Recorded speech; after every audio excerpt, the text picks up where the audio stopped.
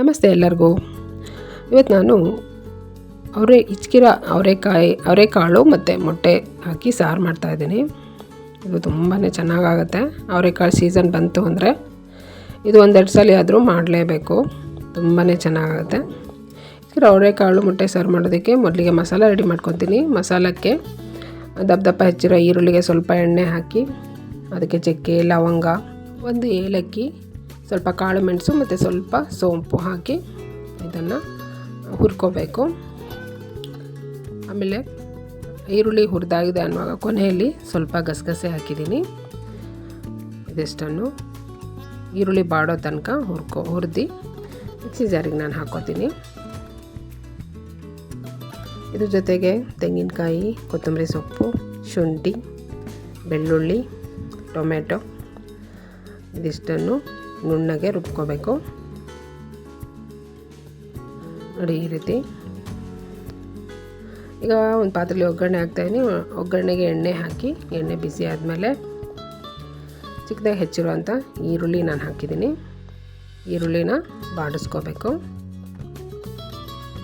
ಈರುಳ್ಳಿ ಬಾಡಿಸ್ಕೊಂಡಾದಮೇಲೆ ಸ್ಟವ್ನ ಪೂರ್ತಿ ಕಮ್ಮಿ ಮಾಡಿಬಿಟ್ಟು ಖಾರದ ಪುಡಿ, ಅರಿಶಿನ ಪುಡಿ, ಧನಿಯಾ ಪುಡಿ ಇಷ್ಟನ್ನು ಹಾಕಿ ಸ್ವಲ್ಪ ಹಾಗೆ ಫ್ರೈ ಮಾಡಬೇಕು.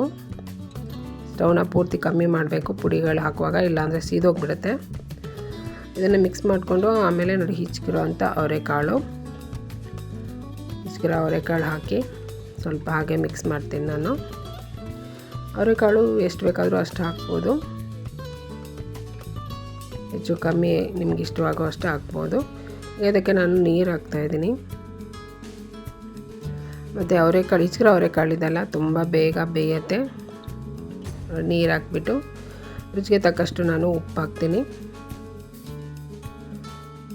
ಮೊದಲಿಗೆ ಉಪ್ಪು ಹಾಕುವಾಗ ಸ್ವಲ್ಪ ಕಮ್ಮಿನೇ ಹಾಕ್ಕೋಬೇಕು. ಆಮೇಲೆ ಕೊನೆಯಲ್ಲಿ ಟೇಸ್ಟ್ ನೋಡಿ ಮತ್ತೆ ಹಾಕ್ಬೋದು. ಈಗ ಇದನ್ನು ಜೋರಾಗಿ ಒಂದು ಸಲ ಕುದಿ ಬರೋದಕ್ಕೆ ಮುಚ್ಚಳ ಮುಚ್ಚಿಬಿಟ್ಟಿದ್ದೀನಿ. ಅವರೆಕಾಳು ತುಂಬ ಬೇಗ ಬೇಯುತ್ತೆ. ಅದಕ್ಕೋಸ್ಕರ ಇದು ಸಪ್ರೇಟಾಗಿ ಬೇಯಬೇಕು ಅಂತ ಅಲ್ಲ. ಈಗ ನೋಡಿ ಜೋರಾಗಿ ಕುದಿ ಬರುವಾಗ ಇದ್ರ ಜೊತೆಗೆ ನಾನು ಮಸಾಲ ಹಾಕ್ತಾಯಿದ್ದೀನಿ, ರುಬ್ಕೊಂಡಿರೋವಂಥದ್ದು. ಮಸಾಲೆ ಜೊತೆಗೇ ಅವರೆಕಾಳು ಬೆಂದ್ಬಿಡುತ್ತೆ. ನೋಡಿ ನಿಮ್ಗೆ ತೆಳು ಎಷ್ಟು ಬೇಕು ನೋಡಿಕೊಂಡು ಅಷ್ಟು ನೀರು ಹಾಕಿ ಮಸಾಲ ನಾನು ಬೇಯೋದಕ್ಕೆ ಬಿಡ್ತೀನಿ. ಅವರೆಕಾಳಾಗಿರೋದ್ರಿಂದ ತುಂಬ ಬೇಗ ಬೇಯುತ್ತೆ. ಮಸಾಲ ಬೇಯೋ ಅಷ್ಟರಲ್ಲಿ ಅವರೆಕಾಳು ಕೂಡ ಬೆಂದ್ಬಿಡುತ್ತೆ.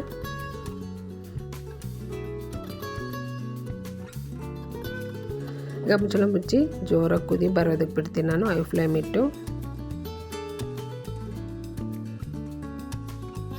ನೋಡಿ ಜೋರಾಗಿ ಕುದೀತಾ ಇದೆ. ಈಗ ಸ್ಟವ್ನ ಪೂರ್ತಿ ಕಮ್ಮಿ ಮಾಡಬೇಕು. ಸ್ಟವ್ನ ಲೋ ಅಲ್ಲಿಟ್ಟು ಮತ್ತು ಒಂದು 5 ನಿಮಿಷ ಹಸಿ ಮಸಾಲದ ವಾಸನೆ ಹೋಗೋ ತನಕ ಚೆನ್ನಾಗಿ ಇದನ್ನು ಬೇಯಿಸಬೇಕು. ನೋಡಿ ಅದು ಮಸಾಲ ಬೇಯೋ ಅಷ್ಟರಲ್ಲೇ ಹಿಚ್ಕಿರೋ ಅವರೆಕಾಳು ಕೂಡ ಬೆಂದ್ಬಿಡುತ್ತೆ. ನೋಡಿ ತೋರಿಸ್ತೀನಿ ನಾನು. ಇದು ಬೆಂದಿದೆ, ಇಷ್ಟಾದರೆ ಸಾಕು. ಇನ್ನು ಜಾಸ್ತಿ ಬೇಯಿಸಿದ್ರೆ ಪುಡಿ ಆಗಿಬಿಡುತ್ತೆ. ಅವರೆಕಾಳು ಬೇಗ ಬೆಂದು ಪುಡಿ ಆಗಿಬಿಡುತ್ತೆ. ಈಗ ನೋಡಿ ಇಷ್ಟಾದಮೇಲೆ ನಾನು ಮೊಟ್ಟೆ ಹೊಡೆದ್ಬಿಟ್ಟು ಹಾಕ್ತಾಯಿದ್ದೀನಿ. ಎಷ್ಟು ಬೇಕೋ ಅಷ್ಟು ಮೊಟ್ಟೆ ಹಾಕ್ಬೋದು.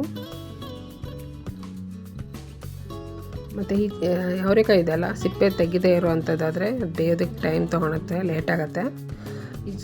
ಅವರೆಕಾಯಿ ಸಿಪ್ಪೆ ತೆಗೆದಿರೋಂಥ ಅವರೆಕಾಯಿ ತುಂಬ ಬೇಗ ಬೇಯುತ್ತೆ, ಬೆಂದು ಪುಡಿ ಆಗಿಬಿಡುತ್ತೆ. ಅದಕ್ಕೆ ಈಗ ನಾನು ಏನು ತೋರಿಸಿನೋ ಅದೇ ಥರ ಮಾಡಿಕೊಂಡ್ರೆ ಸರಿಯಾಗಿ ಬರುತ್ತೆ.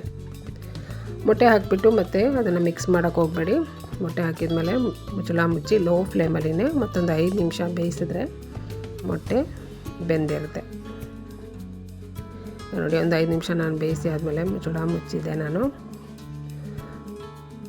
ಮೊಟ್ಟೆ ಹಾಕಿದ ಕೂಡಲೇ ಮಿಕ್ಸ್ ಮಾಡೋಕ್ಕೆ ಹೋಗಬೇಡಿ, ಎಲ್ಲ ಕಲಸೋಗ್ಬಿಡುತ್ತೆ ಮೊಟ್ಟೆ. ಮೇಲೆ ಸ್ವಲ್ಪ ಕೊತ್ತಂಬರಿ ಸೊಪ್ಪು ನಾನು ಹಾಕಿದ್ದೀನಿ. ಈಗ ನೋಡಿ ನಾನು ತೋರಿಸ್ತೀನಿ. ಮೊಟ್ಟೆ ಬೆಂದಿದೆ.